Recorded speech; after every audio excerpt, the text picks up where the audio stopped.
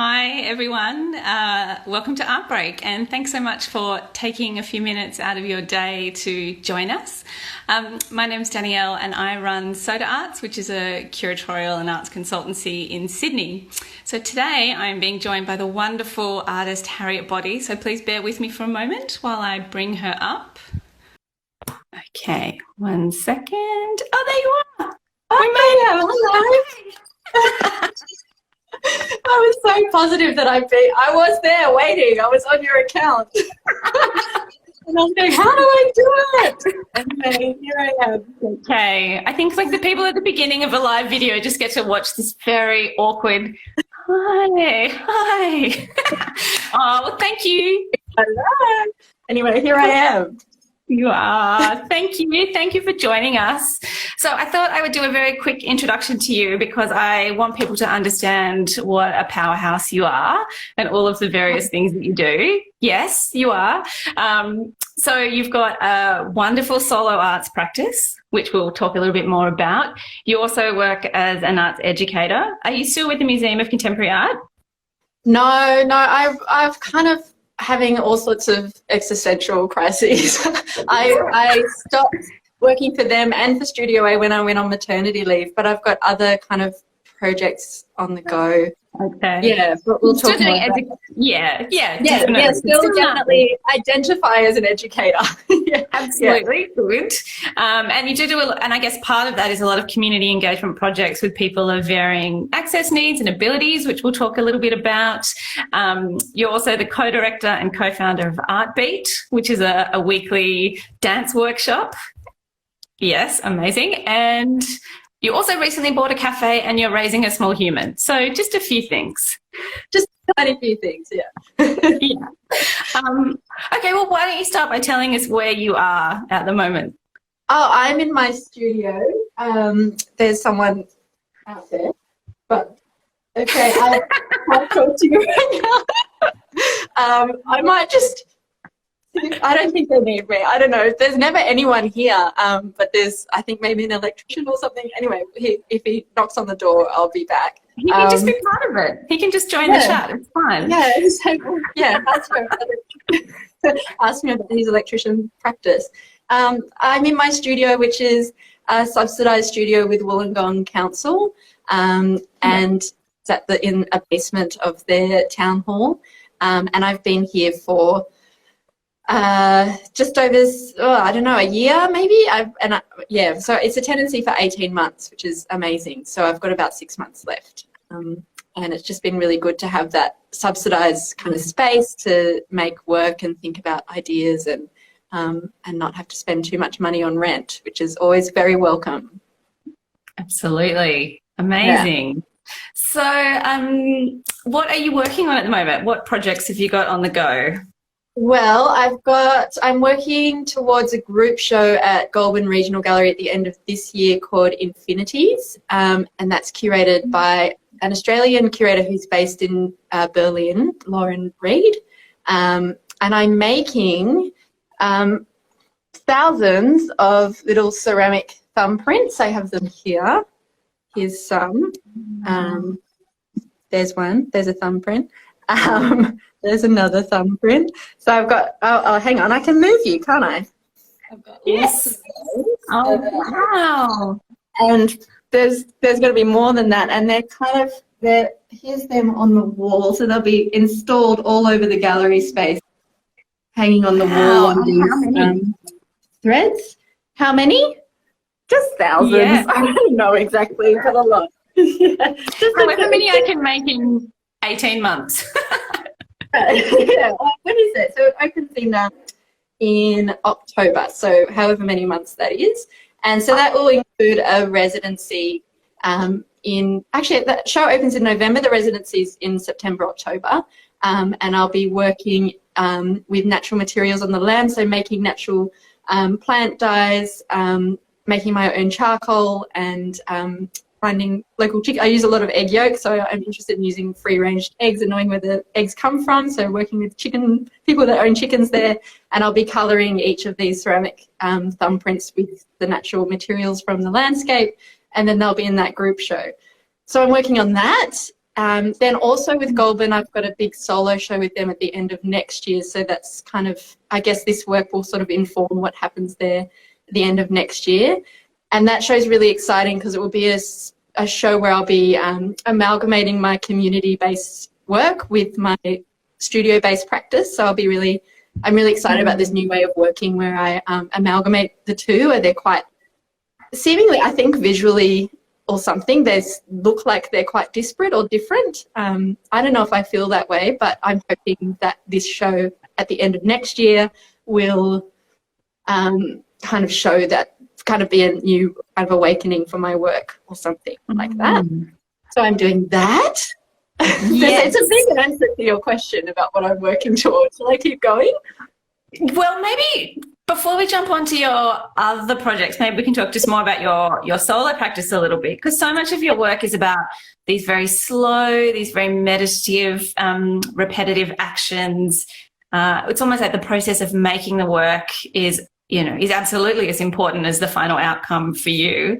How do you feel about that in this time when we're sort of this global mandated slowness, kind of, unless you're stuck at home with small children. But for most people, it's this kind of very restricted time. So, how's that affecting how you work? Or is it affecting how you work? Well, maybe I'm still working in the same way, but definitely thinking about slowness in a different way to what I was thinking out before. Because I guess the working slowly and having an interest in slowness is different when you're working in a really fast-paced world where everyone's like, go, go, go, you've got to get this done, tick these boxes, get the exhibition going. And the context has changed now that we're living in a place where everything's at a standstill. And so the feeling of making work slowly and thinking about slowness has changed in a way that I maybe haven't got the words for yet, but it definitely has, yeah. I think maybe both in both contexts of working with slowness, they, for me, is quite a healing kind of space to be in. So maybe it's interesting because before when I'm looking at slowness, it's kind of in protest almost to this really fast-paced individualistic capitalist kind of world that we live in. Not that we don't live in that now, we certainly do, but now I think it's also a healing space for me to come into my studio and kind of continue that protest work of being in protest against that fastness of the patriarchy, but also I guess healing space to be while we're at a standstill and where everything's just so unknown. So I suppose it's a very personal practice in terms of the creation of it and being in my own space and my own mind and my own contemplation. But I hope that when I exhibit the work and share it, people can see, an audience can see their own presence and life and time within, like their own subjective experience of life and time and space within what I've created in my own space. Yeah. Yeah. So, yeah. Yeah, I mean, absolutely. For people that haven't seen your work, you obviously need to go and look at your website, your Instagram to see it. But the thing that you're instantly struck by is the how each small action is there and is present and is visible, contributing to this very big, wondrous, overarching whole. And I think, ever since I've ever seen your work, it's this incredibly humbling. It's quiet. It's not a very visually loud and overbearing aesthetic at all. It's very quiet, but it's absolutely moving. And, there's many layers to it. And I think it's just wonderful that you're... Thank you. Thank you. I like the idea of these individual tiny things becoming loud in a collective. So I love that idea of repetition and how repeating one form over and over again becomes an index or a history of a moment in time, and becomes, as the small things coming together, can create something, I don't know, important. It's a very potent idea for right now and this world at this moment, I think. Yeah. I hope that people can take that from there, and in any moment as well, I suppose. Yeah, but particularly, yeah. And so this year you also launched a project called the Legacy Project. What's the correct title of it? It's the Creative Legacy Project. So it's actually a residency. It's run by the Groundswell Project, which are these really amazing organisation, Google them, who look at death and dying and really try and make this the conversation really open about talking about death and dying, and how, really fixing how we as a kind of society kind of hide away from talking and listening and actually talking to people who are even dying. So as a part of that project, they have another one called the Creative Legacy Project, and I'm an artist in residence with that, which begins next week. And I will be talking to people at the Liverpool Hospital Palliative Care Ward who are dying, and I will speak to them about their life and create a work about surrounding our conversation, and that speaks to them, that they can then keep or their family can keep after that process. So, yeah, it's a really, really moving and amazing thing to be a part of, and I'm really excited about kicking it off. Yeah, that's great. Yeah. And so should we talk a little bit about Artbeat? And I guess Artbeat is part of another whole arm of your work and what you do. So Artbeat. What is Artbeat? Well, Artbeat is incredible. Artbeat is run by me and Deb Mansfield, and it came out of Deb and my friend Maggie, who ran a freeform dance class in Newcastle called Just Dance, where a whole lot of people just come together and you just dance however the hell you want. It's kind of like dancing at a wedding, except there's no booze and there's no family, or you could bring your family, I suppose, but you'll just dance together in a space. Deb brought Just Dance to Sydney, and we had a space for a while where we were dancing, and then Deb and I kind of came together and looked at how this incredible kind of practice of dancing could be made more accessible to anyone who would want to join. So we kind of really sat down and looked at how we could make it accessible for people with varying abilities and for people of varying ages. So older people can come and join, people who have mobility support or who have sensory kind of requirements. So we really sat down and figured out a way to make that more accessible to anyone. And we started Artbeat. So Artbeat is a space where people of any ability, any age can, well, actually it's for adults, so anyone over 16, but we have had someone ask us if she could join and she's 14, and that's totally fine, to come and just dance. And it seems really different to my work, but I think there's something in there of being, like, dancing, particularly just free-form dancing, is just all process. Like, there's no outcome, there's no real intent either, except to just move. And it's sort of amazing how you can, I don't know, discover your body and discover process through this practice. I love it. I miss it. So Artbeat's not happening at the moment, of course. So Deb and I are pretty devastated that we haven't been dancing every week, but it will be back once we're all back. Yeah. Yeah. And where is it? People that don't know where it is or how to get there?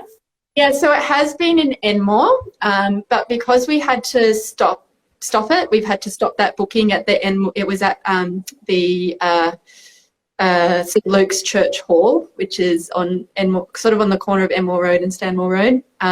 But because we had to cancel that booking, we'll have to let you all know where it will be after we're all back in dance mode. Love that, dance mode. Yeah. And so that's kind of almost our 15 minutes. So I'm just going to throw a really small, tiny question at you to just, answer quite quickly. But why do you think art matters? Oh, God. I think, why does art matters? Because, I mean, it just does. Art matters because art matters. I've seen art matter.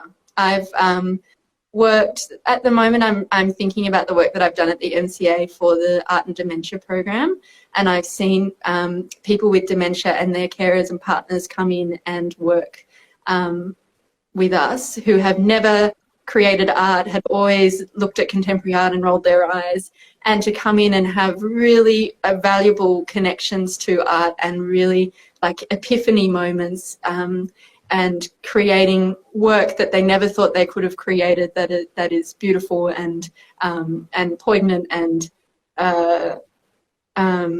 just everything in a state in their lives where they're unwell or feeling out of control, but still able to achieve all those things. I think that moment of me watching that happen is really illustrative of why art matters. Yeah. It just, it really, It really matters. It does. Thank you. Thank you for just justifying my existence so quickly. Well, I'm so sorry. These are very short, but it was so good to chat to you. Thank you so much for joining us. If anyone wants to find you, is the best way through Instagram handle? You can my Instagram handle, and I guess on the Instagram, on my homepage, profile page, there's a link to the Artbeat Instagram and to my website, and all the stuff that I've worked on is on my website. Yeah. Amazing. Great. Well, thank you. Thank you again, and thank you to everyone who joined us. Hope you've had a nice short break, and happy to get back into your day. Okay. Thanks, Harriet. Bye. Yeah. Bye. Bye.